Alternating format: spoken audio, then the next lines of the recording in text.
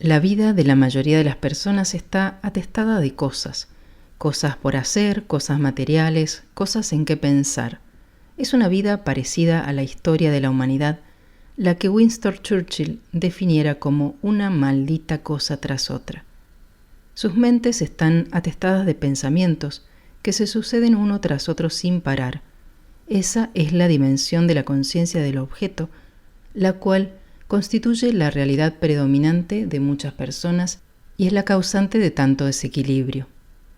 A fin de que la cordura reine nuevamente en nuestro planeta, debemos equilibrar la conciencia del objeto con la conciencia del espacio. El surgimiento de la conciencia del espacio es la etapa siguiente en la evolución de la humanidad. Tener conciencia del espacio significa que además de tener conciencia de las cosas, que siempre se reducen a las percepciones sensoriales, los pensamientos y las emociones, hay un estado de alerta subyacente. Ese estado de alerta implica que no solamente somos conscientes de las cosas, los objetos, sino también del hecho de ser conscientes. Es eso que percibimos como una quietud despierta en el fondo mientras las cosas suceden en primer plano.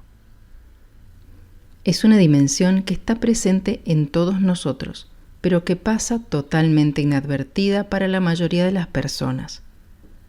Algunas veces se puede señalar preguntando, ¿puede sentir su propia presencia? La conciencia del espacio representa no solamente la liberación del ego, sino también del materialismo y la materialidad. Es la dimensión espiritual, la única capaz de imprimir trascendencia y un verdadero significado a este mundo. La razón verdadera por la cual nos molestamos ante una situación, una persona o un suceso no está en la persona, la situación ni el suceso, sino en haber perdido la perspectiva verdadera que solamente el espacio nos puede proporcionar. Quedamos atrapados en la conciencia del objeto y perdemos de vista el espacio atemporal de la conciencia misma. Cuando utilizamos frases como todo pasa, esto también pasará, o simplemente estoy aquí, volvemos a recuperar nuestra conciencia del espacio. Cuando estamos muy cansados, generalmente entramos en un estado de mayor reposo y tranquilidad de lo normal. Esto se debe a que los pensamientos se aquietan y dejamos de recordar ese yo problemático fabricado por la mente. Avanzamos hacia el sueño, plácidamente. El alcohol y ciertas drogas, siempre y cuando no activen el cuerpo del dolor, nos hacen sentir más relajados, despreocupados y quizás más llenos de vida durante un tiempo.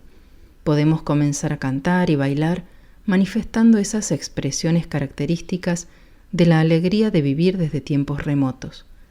Al aligerarse el peso de la mente, podemos vislumbrar la alegría de ser. Quizás esta es la razón por la cual se habla de las bebidas espirituosas, pero el precio es elevado, la inconsciencia. En lugar de elevarnos por encima del pensamiento, caemos por debajo de él. Con unos tragos de más, retrocedemos al reino vegetal. La conciencia del espacio no tiene nada que ver con las lagunas mentales, aunque los dos estados tienen en común el hecho de estar más allá del pensamiento, pero hay una diferencia fundamental entre los dos. En el primero nos elevamos por encima del pensamiento, mientras en el segundo caemos por debajo de él. El uno es el paso siguiente en la evolución de la conciencia humana y el otro es un retroceso hacia un estado del cual salimos hace millones de años. Ver la televisión es la actividad, o más bien la inactividad, de esparcimiento predilecta de millones de personas en el mundo entero. Al cumplir los 60 años, el estadounidense común habrá pasado 15 años de su vida delante de la pantalla del televisor, y las cifras de otros países son muy semejantes. Para muchas personas la televisión es relajante. Si observamos atentamente, nos damos cuenta de que mientras más tiempo mantenemos la atención enfocada en la pantalla, más se suspende la actividad del pensamiento. No solamente olvidamos por completo nuestros problemas, sino que nos liberamos de nosotros mismos transitoriamente. ¿Qué podría ser más relajante que eso? Entonces, ¿es la televisión un medio para crear espacio interior? ¿Nos ayuda a estar presentes? Desafortunadamente no es así. Si bien la mente suspende su actividad durante periodos prolongados de tiempo, se conecta con la actividad mental del programa de televisión. Se conecta con la versión televisada de la mente colectiva y entra a pensar esos pensamientos. La mente está inactiva únicamente en el sentido de no generar sus propios pensamientos. Sin embargo, está absorbiendo continuamente los pensamientos e imágenes provenientes de la televisión. Eso induce una especie de estado de trance y mayor susceptibilidad parecido al de la hipnosis. Es por eso que es ideal para manipular la opinión pública, como lo saben bien los políticos, los grupos de interés y los anunciantes. Es por eso que pagan millones de dólares para sorprendernos inermes en ese estado de receptividad. Buscan reemplazar nuestros pensamientos por los de ellos y por lo general lo logran. Así, mientras vemos televisión, la tendencia es a caer por debajo del pensamiento en lugar de elevarnos por encima de él. En esto la televisión se parece al alcohol y a ciertas drogas. Si bien nos libera transitoriamente del yugo de la mente, el precio también es alto, la inconsciencia otra vez. Lo mismo que las drogas, la televisión tiene una cualidad adictiva muy grande. Tomamos el control para apagar el aparato y en lugar de hacerlo comenzamos a repasar todos los canales. Media hora, una hora después, todavía estamos viendo y recorriendo los canales. Es como si el botón de apagado fuera el único que el dedo no logra oprimir. Continuamos pegados al aparato no porque algo interesante atrae nuestra atención, sino precisamente porque no hay nada interesante para ver. Una vez atrapados, mientras más trivial y más sin sentido, más adictiva se vuelve. Si fuera interesante y desafiara el intelecto, llevaría a la mente a pensar nuevamente, lo cual sería consciente y preferible a un trance inducido por un aparato. Entonces, las imágenes de la pantalla no mantendrían totalmente cautiva nuestra atención. Si el contenido de programa es de cierta calidad, puede contrarrestar hasta cierto punto o incluso deshacer el efecto adormecedor del medio de la televisión. Hay algunos programas que han sido de gran ayuda para muchas personas, les han cambiado la vida para bien, les han servido para abrir el corazón y les han ayudado a alcanzar un estado de mayor conciencia. Hay incluso ciertas comedias que, aunque no traigan ningún tema en particular, son espirituales sin saberlo porque nos muestran una caricatura del ego y de la sinrazón humana. Nos enseñan a no tomarnos nada demasiado en serio, a vivir la vida con despreocupación y por encima de todo, enseñan por medio de la risa. La risa es extraordinaria como factor liberador y también curativo. Sin embargo, en la mayoría de los casos, la televisión continúa bajo el control de personas totalmente sometidas al ego, de manera tal que continuamos bajo el control de esa segunda intención de adormecernos, es decir, de sumirnos en la inconsciencia. Sin embargo, el medio de la televisión encierra un potencial enorme todavía inexplorado. Debemos evitar los programas y los comerciales que nos agreden con una secuencia acelerada de imágenes que cambian cada 2 o 3 segundos o menos. El exceso de televisión y de esos programas en particular es causante en gran medida del trastorno de déficit de atención, una disfunción mental que afecta a millones de niños en el mundo entero y también adultos. Esos periodos breves de atención se traducen en percepciones y relaciones vacuas e insatisfactorias. Todo lo que hagamos estando en ese estado carece de calidad porque la calidad requiere atención. Ver la televisión con frecuencia y por periodos prolongados no solamente nos sume en un estado de inconsciencia, sino que nos induce a la pasividad y agota nuestra energía. Por consiguiente, en lugar de ver cualquier cosa, elija los programas que desee ver.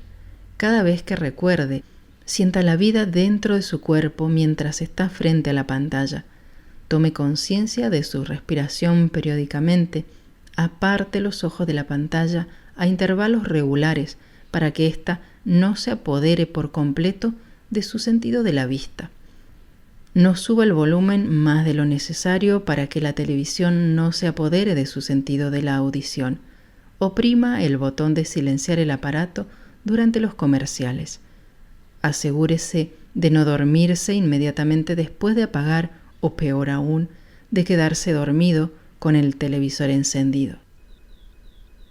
Hablamos de la televisión porque crea una falsa quietud, un falso espacio interior.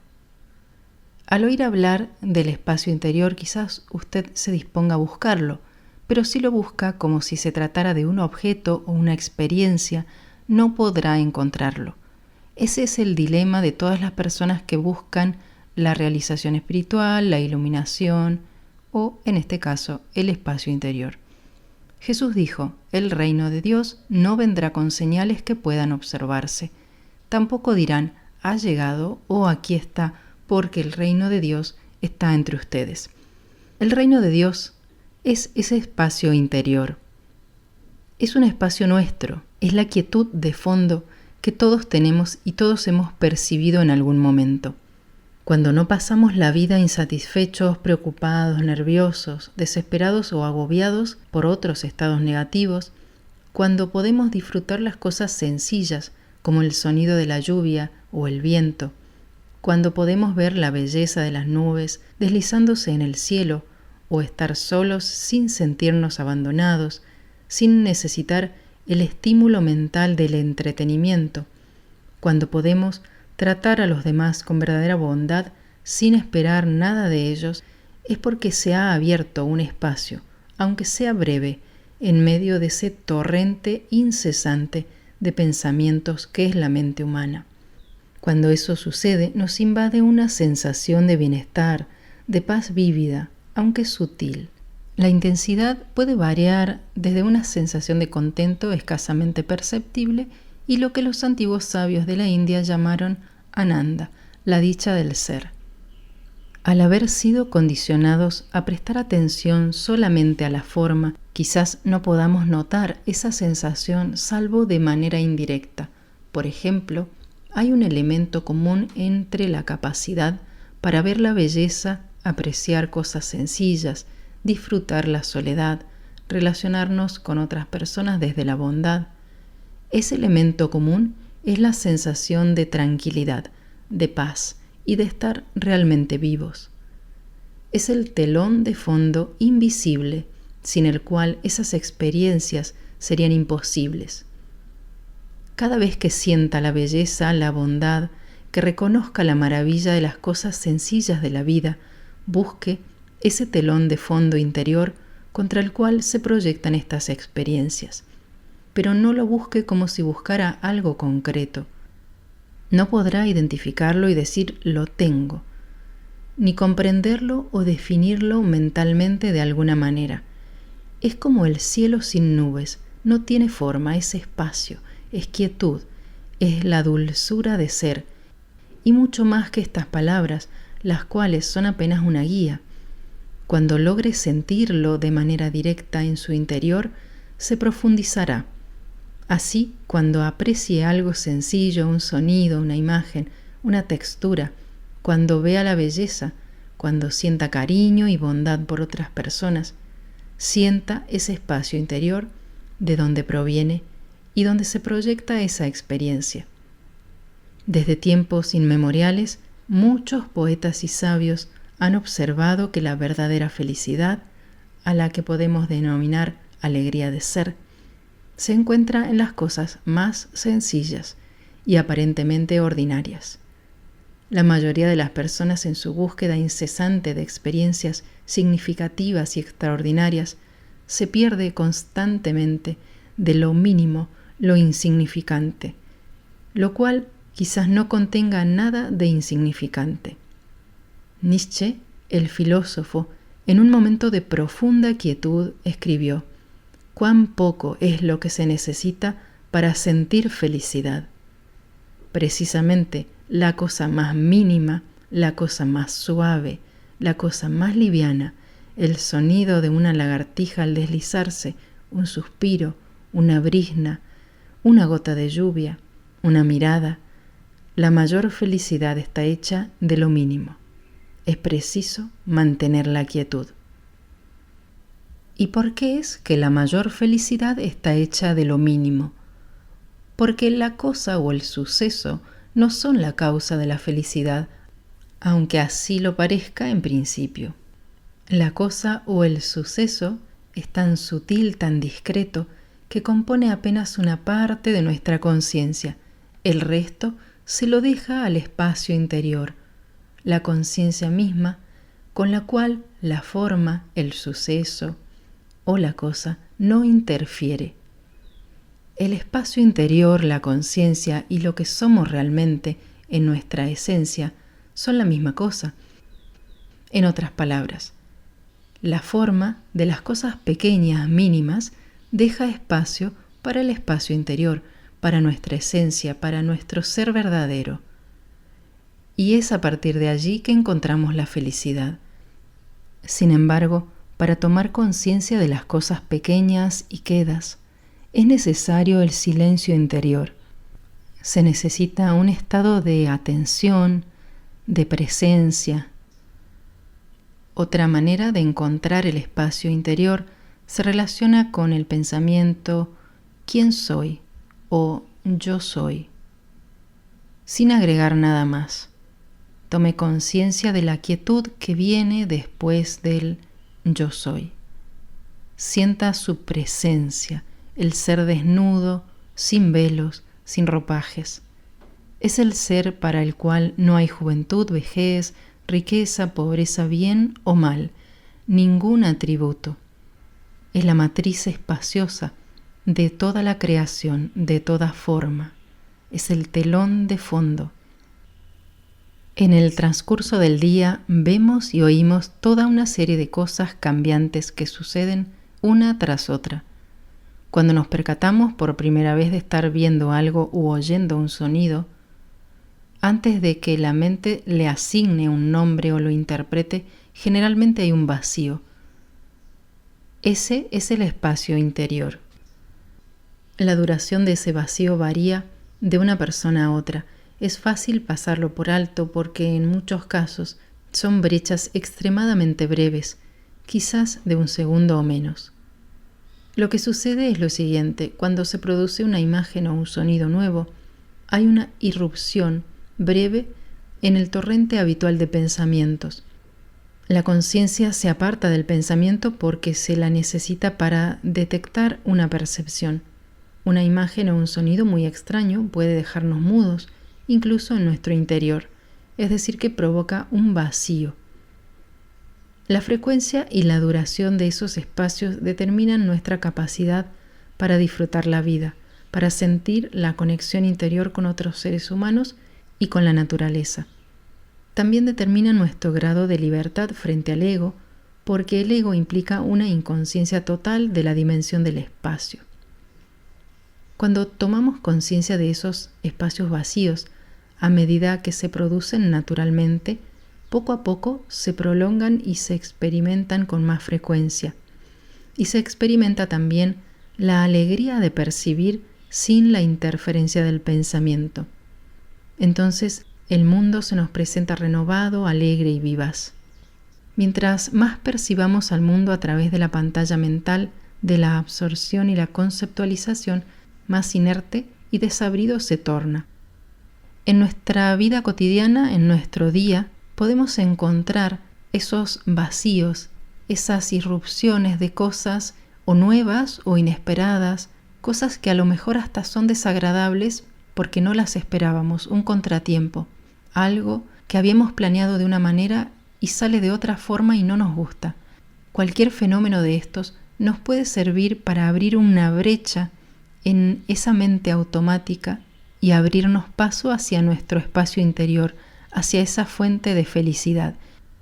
Es una práctica que podemos intentar usando simplemente lo que nos acontece en un día común.